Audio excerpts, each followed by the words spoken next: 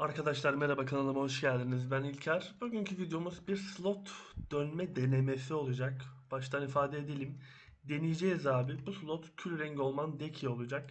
Biraz zor bir slot. O yüzden denemesi diyorum. Ben daha önce bu slotu çok uzun dönmedim. Daha önce bir kere gelip denemişliğim var. O yüzden deneme olacak. Şöyle az bir şey denemiştim. Çöpü de burada duruyor. Şimdi çöpünü de ayıracağım. Belki bir saat dönelim. Belli olmaz. Bir saat dönmeye çalışacağım. Dönebilirsem tabii, rahat dönebilirsem. Bu çöpü girişe koyalım. Çünkü elimizdeki diğer çöplerle karışmasın. H'de biriktireceğim çöplerimizi. Şimdi arkadaşlar, bu slot kül rengi ormandaki ya oyundaki en güçlü slot olarak nitelendiriliyor. Yanlış yapıyorum. O yüzden slot biraz zor olduğu için dönemeyebilme ihtimalimiz var. Elimizden geldiğince dönmeye çalışacağız. Bufflarım basit küron yemeği, zaten onu basıyorum. Buradan rotasyonumuz var. Rotasyonda öfke yerine çılgınlık kullanıyorum. Bir de Griffon var. Griffon Kamasilva hasar verdiği için. Normalde ruh parfümü basılmaz bu slotta ama benim mana potum yok. Bu olmadan slotu dönemiyorum. Şunları bir aktif edelim. Kabuğu eserimiz var. Kabuğun içerisinde yozlaşma set takılı. 3 yozlaşma bir renkleri ışık taşı takıyoruz. Bu da bize artı 15 Kamasilva hasarı veriyor. Slot bildiğiniz gibi Kamasilva slotu çünkü. Şöyle bir de Nova ile döneceğiz. Kristallerimizi de bir gösterelim hemen. Kristallerimiz 4 tane Macalot, 2 tane Ahkırat, 2 tane Zalim, Katliam, bir tane Girin, Orta, 2 tane Uyanmış Ruh. Normalde buraya Hain Ruh takılır ama bende kristal yok. Pazardan da gelmiyor. Bir koyu kırmızı, 2 tane Sarsılmaz. Slot yere düşürüyor çünkü. Düşmemek için 2 tane de uğursuz takılı. Edonlarımız, Edonlarımız bakalım. Add-on'larımı şu şekilde yaptım. Videoyu durdurup bakabilirsiniz. Bunu kendim uydurdum bu arada. İhtiyacıma göre hazırladım. Onu da bir ifade etmiş bulunalım. Üzerimizde diğer bufflarımızın tamamı var sanırım da. Yine de alalım. Görmüyorum çünkü iksiri bastığım için. Belki villa buff'ı yoktur, yani bilmiyorum. Yoksa almadan geçmek istemiyorum. Şöyle şunu alacağım. Tamiratımızı da yapalım. Slotu dönmeye çalışırken bir yandan da slotla alakalı bilgi vereceğim. Çok bildiğim bir slot değil. Hep oradan buradan duyduğum şeyleri söyleyeceğim sizlere, açık konuşmam gerekirse. Bir de Nova ile dönmeye çalışıyoruz. Nova ampul var mı? Var, okey. Nova dayanıklı bir klas. Ben normalde biliyorsunuz ki Nova oynamıyorum. Guardian oynuyorum. Ama Nova bu slot için bence ideal klaslardan birisi. Çünkü dayanıklı. Slot birçok yayıncı arkadaştan dönerken izledim. Çok vuruyor. Aşırı çok vuruyor hem de. Öyle böyle vurmuyor. Slotu bir dakika, fanımız çalışıyor mu? Bilgisayar fanı kapanırsa kendi kendine sıkıntı yaşıyorum çünkü. El alışkanlığım da yok. Biraz da bilgisayarım kasacak tabii. Şu an daha yeni geldiğim slotlarda kasıyor hemen. Slot gördüğünüz gibi az buz yapıştırmıyor arkadaşlar. Şöyle etrafında dönerek sürekli bir beceri atarak slotu dönmeye çalışıyorum. Dönme noktasında sıkıntı yaşıyor muyum? Demiş noktasında bayağı aslında bence iyi gibi. Çarın tutması, potansiyeli iyi gibi. Ama arada ıska gördüm. Biraz ıska atıyoruz bazı becerilerimizde. Kristallerimizde belki de önce Elkar takarak veya potum olsa pot yerine de ön parfümü basarak bu ıskaları azaltabilirim diye düşünüyorum. Bakarız. Slot bayağı yapıştırıyor, yani affetmiyor yakaladığında. Ama bu şeyle Nova Succession'da bunu dönmek biraz daha benim kolayıma gitti açıkçası. Neden? Daha önce diğer klaslarla geldim. Slot yakaladığımı affetmiyor. Kırılıyor taşlar. Sürekli taş kırma durumu yaşıyoruz. Taşlar ucuz değil. En ucuz Macalotlar işte Bite, neydi onun adı? Macalot'un dışındaki kristallerimiz ne vardı? Hain Ruh 2T, işte 500-600 emlik uyanmış ruhlar falan var ki bende Hain Ruh yok. Hain Ruh da takmak gerek buraya. Slotu ortalama 950 AP'de falan dönüyorum şu an. Üzerimde şey var. Neydi o? Aslan kafası muhabbeti var biliyorsunuz. 15 AP veren o muhabbetten var üzerimde. Slotu dönme noktasında sorun yaşayacağımı tahmin ediyorum. Ne tahmin ediyorum? Şu. Hasar noktasında tabii ki Succession Nova birçok klasa göre az vuracaktır diye düşünüyorum. Ama dayanım noktasında sıkıntı yaşamıyoruz da işte şu an video çektiğim için bir sıkıntım var. Sürekli FPS drop yiyorum gördüğünüz gibi. Ben normalde burada FPS drop yemiyorum dönerken. O yüzden daha rahat dönme oluyordu benim için. Ama işte video çekmem gerektiği için video programını açınca 30 FPS'e düşüyoruz. 30'a düşünce de bu slotu dönmek için iyi bir FPS olmuyor. Tabii ki performansımızı etkiliyor. Tabii ki aldığımız çöpü etkiliyor bu da. Ama olsun, bir deneyelim şöyle. Hani size göstermek maksatlı olsun en azından. Slot'un tabii ki Debo kolye atması yüzünden slot dönülüyor. Debo farm slotu. Debroka kolyeyi farmlayıp onu takıp pen basıp takmak amacımız. Tet basıp üçlü set takmak gibi olayları da var. Bakın şu an canım azalmıştı, hemen birden doldu. Bazı becerilerime zaten kendiliğinden can çekmesi var. Bu Nova'nın şey becerisi var. Abyss becerisi var ya, hani her klasta olan bir beceri var. O becerisinde can yenilenmesi var. Ben bir de onu ekstra olarak can yenilenmesi koyduğum için Char bayağı hani o Abyss becerisini basınca canı topluyor. Sıkıntı çekmiyor. O açıdan sıkıntı değil. Ben Nova'yı niye tercih ettim? Guardian'la da gelip burası dönülebilir. Hani uyanış Guardian burada mantıklı olabilir diye düşünüyorum. Bilmiyorum. Ben normalde Succession Guardian oynuyorum. Tabii döneni vardır. Succession ve uyanış arasındaki farkı bize söyleyebilirler. Ben daha çok burası için uyanış gardiyan mantıklı olur diye düşünüyorum. Çünkü uyanış gardiyanın can yenilenmesi ve hayatta kalması daha yüksek gibime geliyor. Artık orası tartışma meselesi. Benim burayı Nova ile dönmek isteme sebebim, Nova dayanıklı bir klas. Bu slotta ölmek istemiyorum açıkçası. Çünkü her öldüğümüzde kristal kırıyoruz ve slot öldürüyor. Benim ciğerimde Debroko yok. İşte Tumrat takmıyorum. Valtara, işte neydi onun adı? Nark gibi itemler taktığım için bir yere kadar bir AP alabiliyorum ama dayanıklılık bakımından Nova'yı burada faydalı görüyorum. Bakın sıkıntı yaşayacak gibi görünmüyoruz fark ettiyseniz. Zaten klasın Süper Armor'dan çıkmaması gibi güzel bir yanı var. Tabi bu iframe değil. Süper Armor sadece CC'yi tutuyor biliyorsunuz. Damage'i tutmuyor. Bir tane şurada iframe var şöyle. Kaçarken kullanacağım bir beceri o da. Öyle çok bir efektif değil, yani slotun içerisinde döndürebileceğimiz bir beceri değil. Slotu döndüğüm şu an ilk saat olacak. Ben daha bu slotu hiç bir saat bile dönmedim. Onu söyleyeyim. Şu an canım biraz gitti. Konsantre oldum şu an. Canım gittiği için konuşmayı bıraktım. Konuşunca konsantre olamıyorum. Tabii video çekmiyor olsam daha iyi dönerim buraya, açık konuşmam gerekirse. Çünkü şu an FPS drop aşırı yüksek. Bakalım. Böyle ben bir döneyim. Dönme denemesi zaten bu. Ben burada işte buraya gelip 100k çöp alacağım gibi bir iddiayla gelmedim. Sadece şu an denemek istiyordum. Nova gibi bir karakter, dayanıklı bir karakter. Bu slotu nasıl döner, nasıl tutar, rahat döner mi? Ne kadar çöp alır? Merak meselesiydi benim için. Bu da benim için bir test dönmesi olacaktı buraya gelirken. Dedim en azından videoyu çekeyim. Bu testingi arkadaşlarımıza da gösterelim. Hani bu karakterle burası nasıl dönülüyor? Benim ciğerimde olup da farklı bir karakterle nasıl dönüyorsunuz? Gibi bir karşılaştırma olsun istedim bir anda. Şimdi şu slotu da yok edip videoyu durduracağım. Durdurduktan sonra bir dönmeye çalışacağız. Belki bir yarım saat, bir saat dönerim. Artık slottan yiyeceğim damage'e bağlı olarak değişecek bu. Üzerime drop buff almadım. Çünkü şu an slotu çok bildiğim bir slot olmadığı için dönme noktasında sıkıntı yaşayabilirim diye üzerine hiç herhangi bir drop buff almadım. Normalde pastam var. FK'yı üst sınıf parşömenlerim var. Kamptaki 50 emlik buff'ı bile almadım. Şu an ben deba düşürmek amacıyla burada değilim çünkü. Sadece testing yapıyorum. Acaba nasıl dönerim, kötü döner miyim, iyi döner miyim diye. Bakın E'ye bastığım zaman can doluyor. Bunu sürekli tutabilirsiniz üzerinizde. E'deki can yenilenmesi çok güzel. Ayrıca E'nin bu çarın Abyss becerisi bu arada. Abyss becerisi çok fazla addon süresi veriyor.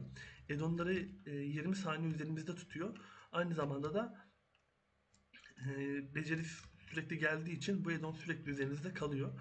Yani 20 saniyelik bir buff'ı addonu sürekli üzerinizde tutabiliyorsunuz bu çarın Magnus becerisiyle. Bana şu ana kadar dönme noktasında kolay göründü, açık konuşmam gerekirse. Çünkü nedir? Ben şimdi videoyu durdurunca FPS'im yerine gelecek. Ve ben daha bir akıcı döneceğim slotu diye tahmin ediyorum. FPS'in çöp üzerinde etkisi olduğunun net kanıtı benim kendi yaşadığım deneyimler zaten. Ama ufak bir ıska var. Ona bakacağız.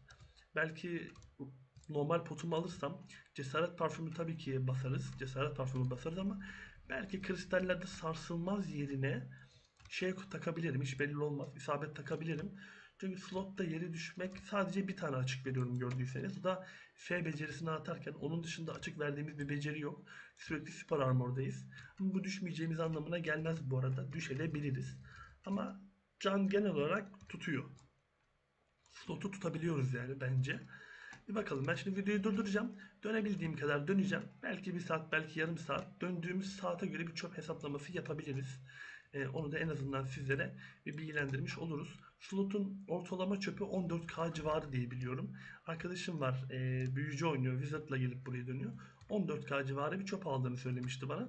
Bu çarla 14K çöp almak gibi bir şey yaşayabilir miyiz? Bence yaşayamayız. 14K almaz. Ama benim amacım zaten 14K çöp almak değil Nova'yla. 10K çöp alsam, 10K da az mı olur bilmiyorum da duruma göre işte değerlendireceğiz. Test videosu bu. Rahat dönmek istiyorum abi burayı. Çünkü Debo'yu sonsuza kadar farmlayacağım. Benim başım ağrıyor çok slot dönünce. Ben arada gelip böyle yorulmadan slot dönmek istiyorum ama güzel bir slotta dönmek istiyorum işte o yüzden. Bir durdurayım şu videoyu. Şu slotu bir dönelim bakalım ne olacak. Arkadaşlar tekrardan girdim videoya. Şimdi bir hesap kitap yaptım. Şu an 30 dakika döndüm ben slotu. 30 dakikada envanterimde 1700 çöp var. Heydel depoya da 3700 koydum. Toplamda ne yaptı abi? 4700, 5300. 30 dakikada 5300 çöp aldım. Yani 1 saatte ortalama olarak alacağımız çöp 11K falan olacaktır diye tahmin ediyorum.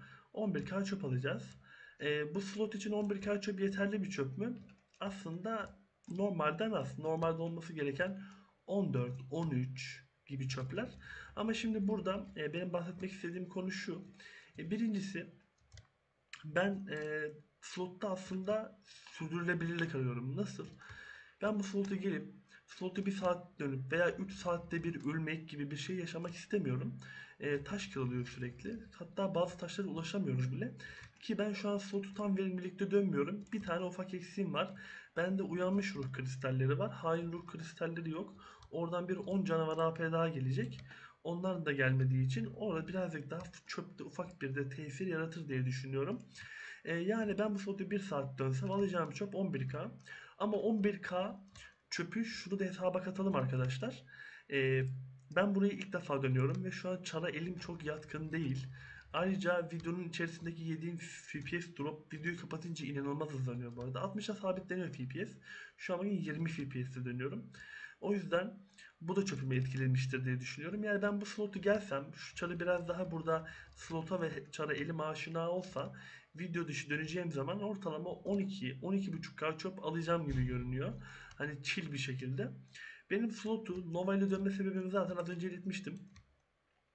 Rahat geliyor bana. Neden rahat geliyor? Bakın Nova'yı oynamak zor bir çar değil. PvP'si zor bence bu arada. PvP'sini yapmak biraz zor Nova'nın. Ama PvE'de oynaması zor değil. Şöyle olduğunuz yerde sürekli dash atarak beceri spamlıyorsunuz. Bence kolay, güzel bir çar oynaması. Aynı zamanda dayanıklı olmasının da güzel bir avantajı var. Slotta ölmek için biraz uğraşmanız gerek. Yani hayatta kalması güçlü bir çar. Canımın ara ara azaldığını görüyorsunuz. Tabii ki ara ara slot vuruyor. Slot yani bayağı zor bir slot. Ama can yenilenmesi olsun, can barı, çarın ham diyarı olsun, oynanış şekli olsun. Bence gayet keyifli bir şey yani Nova ile dönmek. Çünkü chill dönüyoruz. Bakın canım azaldı. E'ye bastım. Tak full. Devam.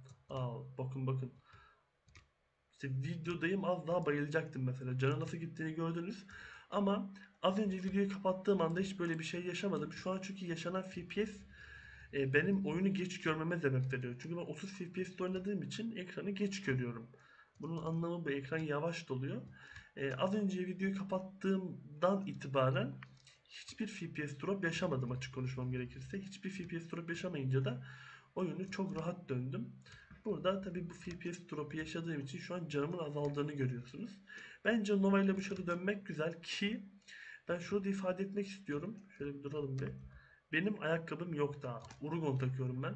Eğer ayakkabınız da varsa Duo hatta Tree veya Ted olsa bu çarda Nova bu slotta Nova ile muhtemelen çok minimal bir hasar yiyeceksiniz ve bu slotu uzun vadede yorulmadan dönebiliyor olacaksınız diye düşünüyorum. Slotta benim şu an gözüme takılan ilk nokta gördüğünüz gibi arada bir vurduğum ıskalamalar. Ufak bir isabet eksikliği var benim için şu an slotta. Onu da bir yerlerden çözeriz. Bu ıskaları sıfıra çekmeye çalışırız tabii ki. Bu zaten bir deneme videosu. Ben şu an ilk defa girip kül rengi orman dönüyorum. Daha önce hiç dönmedim. Ne slotun ne yapacağını biliyordum, ne çarın ne yapacağını biliyorum açıkçası bu slotta. Bakın öleceğim lan, ölmeyeyim. Dur dur dur dur abi, dur. Heh, şunu basınca can bayağı hızlı doluyor.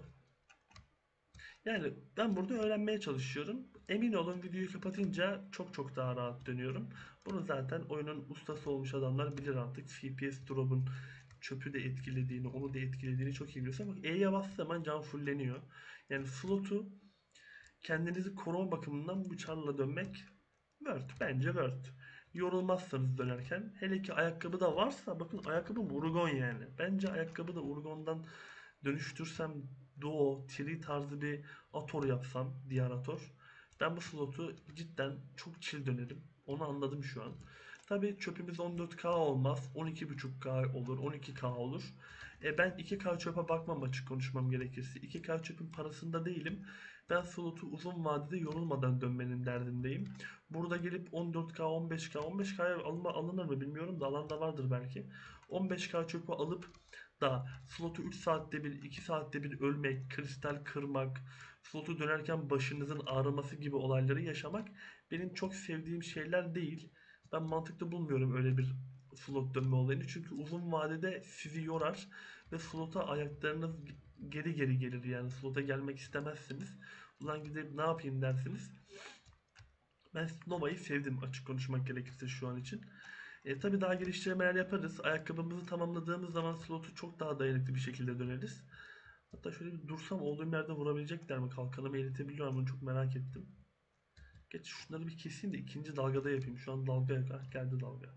Şimdi arkadan yapıştırdıklarında biliyorsunuz cephe savunması önden koruyor sadece.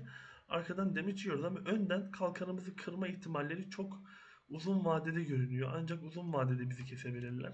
Yani uzun vadede bile kesemezler hatta. Kalkanı kıracak güçleri yok gibi. Zaten Abyss becerisine bir HP çalma eklediğiniz zaman kendindeki HP çalmayla birlikte bayağı tutuyor. Baksana canı hemen dolduruyorum yani. Slot rahat. Bu çarla rahat. Onu anladım. Çünkü yayıncıları izliyorum. Twitch'teki bazı yayıncıları bu slotu dönen. Genelde gözlerini kırptıkları an slot elindeki o tırpanı alıyor. Arkadaşın bir tarafına takıyordu. Sıkıntı oluyordu. Tabii onlar daha yüksek çöp alıyorlar. Daha yüksek çöpün şöyle bir olayı da var. Daha yüksek çöp demek daha çok takı demek bu arada. Çünkü slotu daha çok kesiyorsun. Bir saatte kestiğin slot sayısını etkiliyor. Aslında mesele bu. İstatistiği orada olayın. Ama ben uzun vadede ölmeyeceğim, rahat dönebileceğim bir çar arıyorum buraya için. Sonuçta rahat olmak istiyorum yani. Uzun vadede yorulursam dönmem slotu çünkü. Kendimi çok iyi biliyorum. Ben Nova'yı beğendim. Tabii geliştirmeler yapacağız. Ayakkabı gelecek. Ayakkabının yanı sıra uyanmış ruh kristallerinizin yerine hain ruh kristalleri gelecek. Onun dışında başka takı kolyesi, demo kolye lazım gibi bir şeyler yapacağız işte bakacağız. Daha fazla geliştirmeler yapılacak. Bunun dışında farklı söyleyeceğimiz bir şey kalmadı.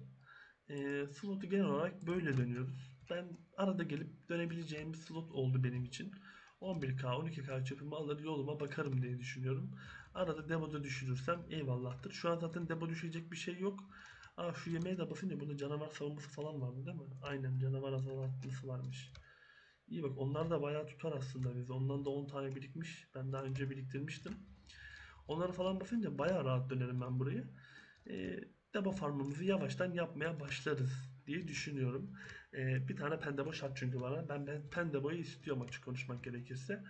Çünkü Ogre takacağıma Pendebo takarım. 5 AP alırım. Üçlü set etkisini de ileride kemer ve küpe yaptığımız zaman alırız. Onlar için acele etmek, yani acele etsem de olmayacağı için acele edemeyeceğim. Çünkü nasıl gidip daha kolyeyi yapacağım da gideceğim kemere geçeceğim de ben zaten life skill'den taviz vermeden yaparım bunu da yapacak olsam. Life skill yapışımı engellemeyecek şekilde yapmam gerekir. O yüzden sıkıntı. Bakın bir videoda bile sizle muhabbet ediyorum. FPS durumunun düşmesine rağmen tabi az bir şeyde elim alışmaya başladı. Bir yarım saat oldu. Chill dönüyoruz bence. Gayet rahat. Citation Nova bu slot için ideal. Bakın canım azaldı ya. E'ye basıyorum. Pat bak nasıl doluyor. Bak. Slot çok yoğun olmasına rağmen slot da savaşçı can yenilenmesi yani. Bayağı iyi can yenilenmesi var. olduğum yerde durup slotun vurduğu hasarı komple tanklayıp şey E'ye basınca nasıl savaşıyor Çar'ın diyarı şeyi ve can yenilenmesi bence müthiş. Slotun arkasına geçip pat diye E'ye attığımı fullliyorsun canı. Bence rahat yani. Slot rahat. Baya rahat. Çok rahat dedim. Çok konuştum ya ama olsun. Slotu dönüyorum. Bir yandan da size görmüş olun istiyorum. Bütün yaşadığım detayları. Bu zaten bir deneme videosu. Onu tekrardan üstüne çizelim. Bu şu an deniyorum yani. Öğrenmek maksatlı. Tekrardan duracağım şöyle bir. Vuruyor. Biraz daha vursunlar. Arkadan vurmadıkları sürece canınız gitmiyor zaten. Ama şimdi E'ye basacağım. E'ye basınca front kart gidecek. Canım gitmeye başlayacak ama E'deki can yenilenmesi onların vurduğu damage'i counterlamaya çalışıyor. Bakın görüyor musunuz? Slot vuruyor, E can yeniliyor. Bayağı tutuyor aslında. Güzel. Tabi slotun size çok seri vurduğu bir an bunu yapmayın. Bir de bir şey daha var. Bakın yaratıkları attığınız zaman bir olayı daha göstermek istiyorum. Şimdi arkadaşlar ne olay? Yaratıkların üzerindeki debufflara bakın. Şunu attığınız zaman hareket hızları azalıyor ve saldırı hızları azalıyor. Ve burada %40 bir azalma var. Bu %40 hareket ve saldırı hızı azaltması benim dayanıklılığımı büyük oranda etkiliyor. Çünkü yaratıklar bana daha yavaş vuruyorlar. O yüzden bu çarın bir avantajı da o aslında. Tabi bu çara özel bir şey değil. Berserker'de de var, onda da var, bunda da var. Bir hareket hızı, saldırı hızı debuff'ı. Ama bayağı bakın attıktan sonra E'ye basıyorum. Az önce bak canım nasıl gidiyordu. Hiç gitmiyor derken yok olduk birden. Vuruyor abi slot. Dikkat edin. Vuruyor ama yavaşlatması da işe yarıyordur kesinlikle. Slotu yavaşlattığınız zaman size daha yavaş vuruyor yani. Bu matematiği belli bu işin. Ama E'ye atınca çok yerinizde durmamanız gerektiğini anladım. O can elenmesi dediğim beceri var ya. Onu attığınız zaman o kadar da slota meydan okumayın yani. Atın canı fulllediği an hemen şu yana attığın deşler var ya sürekli.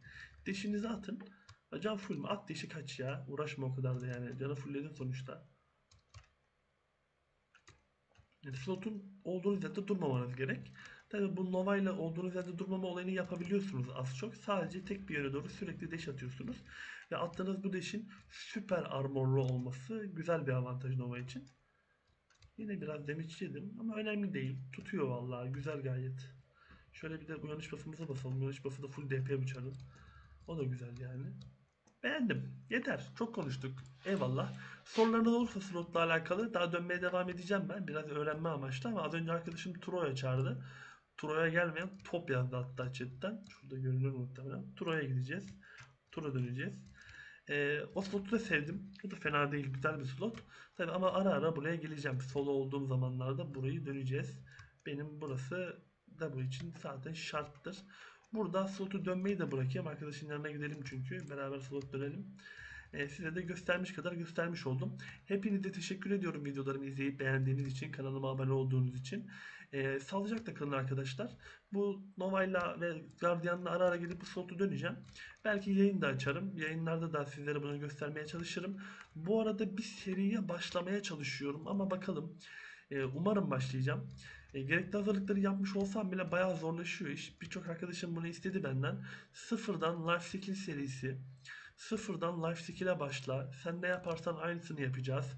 Bize bu yolu göster diyen birçok arkadaş var. Sıfırdan life skill'e başlamak benim hesabım için çok zor. Sıfırdan bir hesap açsam o da büyük vakit kaybı. Bilmiyorum. Yapmaya çalışacağım. Bir şeyler deneyeceğim ama bakalım. Kısa bir seri olabilir belki. Kısaca bir gösterme olabilir. Veya bir sezon çarı açıp sezon çarında bir şeyler yapmaya çalışabiliriz. Bakacağız o kadarına. Burada videoyu sonlandıralım. Herkese teşekkürler. Herkese iyi günler diliyorum. Keyifli oyunlar, mutlu oyunlar diliyorum. Hoşça kalın. Sağlıcakla kalın.